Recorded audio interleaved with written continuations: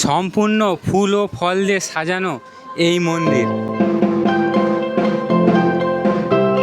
পাঁশকুড়া থানার অন্তর্গত পূর্ব মেদিনীপুর জেলার পূর্ব চিল্কাতে কাশীশ্বর্যর মন্দির সেজে উঠল ফলার ফুল দিয়ে। আর গাজনের শেষ দিনে হয়েছিল কাঁটা ঝাঁপ আর একদিকে আগুনে ঝাঁপ। আর এটা এখানকার আকর্ষিত দৃশ্য। আর এখানকার দৃশ্যকে আকর্ষিত করার জন্যে 3টে পাড়া থেকে এসেছিল শিব, দুর্গা ও কালী আর বাবার ভক্তরা। মাঠে উপস্থিত হবে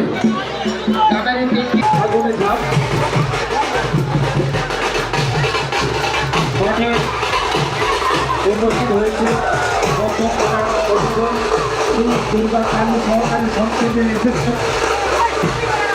এত সুন্দর একটা আনন্দের মুহূর্ত দেখার জন্য আমি গিয়েছিলাম পাঁশকুড়া থানার অন্তর্গত পূর্ব মেদিনীপুর জেলার পাঁশকুড়ার পূর্ব চিল্কাতে। আর এটা হচ্ছে সেই মন্দির যে মন্দির 50,000 টাকার ফল ও ফুল দিয়ে সাজানো হয়েছিল। আর সেটাই ছিল এখানকার বিশেষ আকর্ষণ।